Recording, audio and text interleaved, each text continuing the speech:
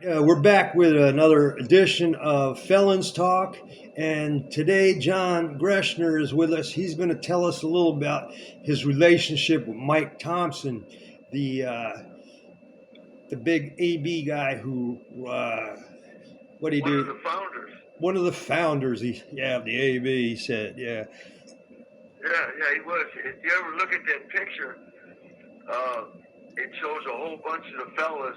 It shows Mike wearing that baseball hat that's got cat on it. Yeah, It says yeah, cat on the front. yeah. Who's in that And then picture? Tell him right to who's in his that right picture. is the red-haired guy is T.D. Bingham, Right.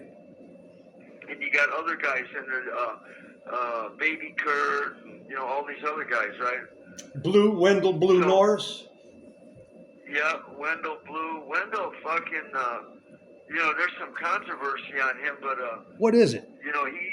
he killed himself down there in Calipat. What? See, he was an Odinist, right? Yeah.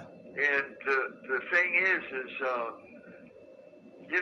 under the Odinist thing, for you to get into Valhalla, you got to die on the battlefield by the sword. So what he did is, he fucking ate his own steel, man. He shot some heroin, skin popped a whole bunch of heroin in his leg to make ensure an OD. Right. He packed a bunch of fucking tar heroin in his ass, loose so it'd be absorbed in the system. Really? Got a knife, man, stabbed himself in the chest multiple times, and then fell down and impaled himself on his own piece of steel. What? And then I talked to some other guys later that said he had, in Japan, right, when they do the honorable death, Harry Carey, yeah. seppuku, they cut their own belly open. Yeah, they call it Harry Carey. They got Carey. their guy behind him with the sword that takes your head off. Right. When Blue hit the ground, impaled him on it, he had a crew behind him with steel, and they finished the job in his back. Are you serious? I never heard about this. Yeah. But my thing was this, listen, fucking heroin, drugs will suck the soul, suck the life out of you, right? Tell me about it. He got strung out in that shit and it just, So my position is this.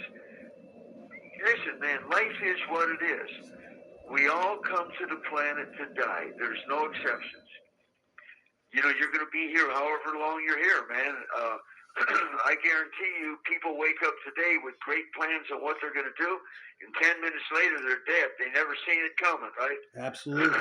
So there is no guarantee you're going to be on this planet and live a long life. There's just no guarantee. Tomorrow is not promised to anyone. Young, old, good health, bad health, it don't matter. Tomorrow's not guaranteed to anybody. This is why in my path, man, it says wake up, and between the front door birth and the back door death and the hallway of life, man, figure it out and get on it, because tomorrow's not promised to anything, right? Gotcha. So even if, listen, I'm gonna be 73 this year. Nice. Now you know a little bit something about me. How in the fuck did I live to be 73, right? Good question. Okay, so the thing is this.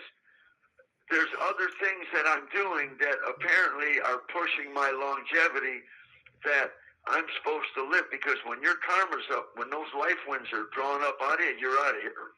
You're out of here, man. That's all there is to it. So my position is this. We are where we are in the world. We're doing what the hell we're doing, right? Mm. Sometimes the times are better. Sometimes they're worse. Sometimes you got to struggle, Jack. That's all there is to it. Guys get using that shit, shooting that dope in their bodies and doing whatever the fuck they're doing. I get it. Hey, I get it, man. I ain't gonna lie to you and say I never shot no dope. But the thing is that could be a short-term solution, but it's certainly not a long-term solution. You know what I'm saying? Exactly. If you doubt that, look in your city right there at Philadelphia, on that open drug market. Look at them. They're like zombies. They're dying in the streets, right? So the thing is this. What fucking part of our lives, no matter how bad the struggle is suicide. Man, we don't commit suicide. No. We don't give a fuck. You ever hear the old saying, if the shit gets tough, you bite the bullet? Right. Sometimes you just got to chew up a whole fucking bandolier of man. Just keep chomping on that shit. But you grit your teeth and you keep going, man.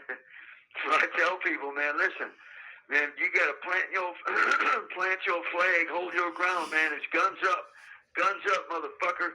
And you lean into this shit because don't worry. If you don't like what's going on, this shit's going to end. It ain't going to be like this forever, right? Absolutely. So the thing is I never got, I mean, what did, Blue, Wendell Norris, he's called Big Blue. Let me tell you something. Big Blue was with it. He was with the business, man. I heard that. I mean, there was a time when he pulled a fucking gun out of his ass in the back seat of a car, threw down on the cops to escape, and they at him, looked at each other, and both bailed out the doors and let him and the car go, right? I mean, they fucking Blue used to be with this shit, right? Yeah. That fucking drugs, that heroin, man, just sucked the life out of him, man. I believe. And he let these yards, he let them penitentiaries beat him down and destroy him, man. Listen, this is why, hey, man, I teach meditation, man. I teach that deep shit, that secret shit out of the mountains, out of the Himalayas and shit. I mean, I've been doing this shit since 1971. I show you how to heal yourself. Okay. You get all that shit out. Every day is a new day. I don't give a fuck how long you've been down in them deep catacombs in the darkness where the suffering and everything's at. Every day is brand new. Everything is bright. Everything is full of hope and purpose. Every fucking day. Okay, let's get back to Mike. You every day. That's just how it is, man. That's why I teach this shit all over California in the pens. I was teaching this shit. In the feds, I was teaching it. Out here, I'm teaching it.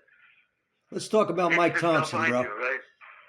Let's talk a little bit about Mike, because we only got so much time. Okay, so Mike, check it out.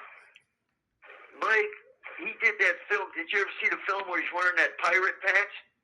Yeah, I did. On the Quentin stuff and all that down in San Quentin, because they had all them wars going on, the race wars, all that shit going on, safe on. What was the patch he's down there telling them what's going on and all that shit. When he first got locked up, they didn't have like SNYs or anything like that. Right. So the thing is he was. They didn't even have names. They had a number. Real deep secret squirrel hideaway shit, right? Right. Well, later on, because they built Corcoran in the '80s. Corcoran in the '80s, and they built Pelican Bay up in California, in North California. A little bit later than that, that was after the shit happened in the feds when the cops got killed. Right. Because what happened was, Baby Huey, when he did roll over, he didn't roll over when Pete Early said he did. That didn't happen. When he rolled over later, he told them it was a lie. But he told them there was a conspiracy by the AB to kill federal officials. Right. So the SSU, Special Services Unit in California, came out to talk to people out there in the feds, to the SISs and all them, to figure out, man, is this shit going to carry over out to California? Are they going to send word out to California and tell them to start hitting cops and all that? That's why they started running in cells, grabbing people out, grabbing all their property, relocating them to other joints, throwing them in the hole and stuff, taking their address books and kicking in doors in the streets, looking for encrypted communications from the feds to see if people were sending orders back to California to start hitting cops. Listen, wait a minute. I get it. We know Pelican Bay and all that. They made supermaxes to house people whose behaviors were so violent and so antisocial, and that it was impossible to house them in any other way. Yeah, but the thing is this: it's worse than that. They locked Marion down in '83, but they planned the lockdown in the '70s. Okay, well, whenever they did it, the war on drugs shit. Right, we know all this. We talked about it. They were getting ready to lock up hundreds and hundreds and hundreds of thousands of U.S. citizens, predominantly minorities. They were going to start kidnapping people from other countries in drug cartel shit, organized crime, terrorist shit, bringing them to the United States, trying them, convicting them, giving them a zillion years, and throwing them in these new supermaxes. If you Okay. doubt that, look up the Denver Post newspaper article when they finished the ADX over there in Florence, Colorado, and they says, "Oh yeah, our facility is totally self-contained. It can even withstand an attack by comrades or Confederates of people, organized crime crews, drug cartel crews that are attacking them, trying to break their imprisoned comrades out." That's what it was all about. Right. Okay. Because Marion was vulnerable. So tell us Yeah, about Michael anybody could have Thompson. broke into Marion and break them out. You know Tell what us, I'm saying? you tell us about Michael Thompson. He ended up where? Okay, so Mike rolled over and he did his time in Corcoran in the SHU, but it was called PHU, a Protective Housing Unit. Right. He was there for like 25 years. 25 then years. He finally got out. He got out of there, and because he debriefed, he did all that, went to SAD-F. That's called New Corcoran, across the street on D-Yard. Okay. And when I run into him, he was paranoid, man. And me and him sat down and had a long conversation, about a 4-hour conversation one day. And he was still paranoid. I don't think he really, at that time, really trusted me. Yeah. Because the feds told him that I was on the fence. Yeah. They thought I was a sleeper, right? Right. So the thing is he didn't really trust his shit. He didn't know if I was going to move on him or not. Right. You know what I'm saying? So how he was showing signs of paranoia. He what, not just from you, but from everybody, or what? You thought that? Well, again, I mean, he's out and about. I mean, listen, you even seen him in that Nat Geo thing where he was saying, walking on the yard, and he was looking around, and he was saying, yeah, this may be an SNY yard, but you can still get killed on this yard. Oh yeah, for in sure. In fact, the most dangerous and violent yards in California are SNY yards because they're unregulated. Right. So he showed real signs of paranoia. Was he always keeping his back to the wall and shit like that? Well, no, he's just got his head on a swivel. He's been in life all his life. He knows what he's dealing with. Right. He knows. You know, you can get a fucking torpedo coming out of the fucking shadows. Anybody can at any time. Right. So you got to keep your head on swivel, right? You know, I'm surprised he didn't get hit. I'm really kind of him and that dude. The one that wrote the book, the Emmy boy, he got out on parole too. Yeah. You know what I'm talking about, right? Yeah, the Black Hand. The Black Hand guy. They never moved on that guy, man. He spent like years and years in SNY, and he used to get high and shit. But you got to understand the SNYs. When they first start going to them, the Emmy, the guys that rolled over for whatever reason, some of them just got crossed out, right? Yeah. They started the 2-5s. Right. The 2-5s was a screening thing to make sure there ain't going to be no sleepers coming on them yards. If they are, they're going to hit them first. Right. Yeah. That's what that was. That's what the 2-5 was. 2-5 is a big force out there now, even in the streets. Yeah. There was a guy, there was a kid on here. He was a 2-5er, and he talked much shit, bro. He talked much shit. Yeah. Here on Go, he had a big station on YouTube, man. And one day, man, he got in and he just talked so much shit. Some dude came out and found out he was getting a tattoo put on. He told him his location and whatnot, and the dude just blew his fucking shit away, right? Yeah, absolutely. Yeah, he's doing the kid went back to prison, and like now they got him as like a fucking hero when he came back because he killed this fool, right? Oh, absolutely. But listen, you can go into R&D in the California pens, receiving and discharge, receiving and release, and you'll see tags on the walls, right? And you'll see somebody putting his handle up there like Goofy or whatever, and you'll have right, say green lighter, fool. You got whole neighborhood screen lit out there, man. Yeah, I know. Well, the California system is kind of crazy, right? Yeah, I mean, you know, for like those saying, the more shit changes, the more it stays the same. Yeah, the gangbanging thing, man. Like once they get to prison, I mean, I don't know if they carry together. They, to some extent, I guess they still do, right, in the prisons. But oh, they're banging. don't get that crossed up. That motherfucker is banging. Yeah. It ain't no joke. Yeah, I listen to this guy Dubs. Dubs has got a channel. He did 24 years out there in the California system, and he talks about how, you know, how those yards are, and how how you got to be with the business to get by, and everybody's got to have. And you got to fall under a crew. Yeah. That's the whole thing. And when they tapped out on the indeterminate shoot programs, Yeah. once they tapped out on that, and they took that off, and they had to let everybody back out on the yards.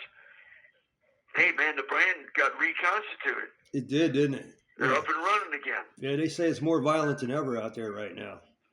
Yeah, absolutely. But California pens have always been violent. Yes, they have. You know, you got the five main crews out there, right? Mm-hmm. So the thing is that you wherever your geographical location's from and all that, that's what you fall under. And a lot of guys were trying to get away from that, from paying taxes and all that, so they went to the SNYs. Yeah. But I got an article in my cell right now where they're from out there from years ago where they were saying, man, they went from the active yards to the SNYs, and they started over 100 new gangs out there, and they're all at war. Yeah, there's and they're not fucking regulated, man. Right. So it's fucking crazy. So me and Mike was on a religious subcommittee of the MAC thing together, and running all the you have 1 minute left. Running all the religious stuff, and he was one of the head guys on the AMI circle out there. Right. You know what I mean? Yeah. Anyway, bro. So anyhow, we'll figure out something else to talk about tomorrow. All right. Okay, there's plenty. All right. I'll talk to you tomorrow, man. bro. Be safe. All right, later. Yeah. The caller has hung up. Thing is, man, like a lot of time, John gets carried away, man, and he repeats himself about things that he's already said, and his mind is on like a loop, so to speak. When you like the video loops, and he just comes back out and says the same things over and over. I gotta kind of try to like shepherd him into the right lane to keep him focused on the right topic. All right, so we'll talk again tomorrow. Maybe I know a lot of people say they like hearing John. A lot of people say they don't like hearing John. I'm going to balance it out with my own stories, and have John on maybe once or twice a week. All right, guys?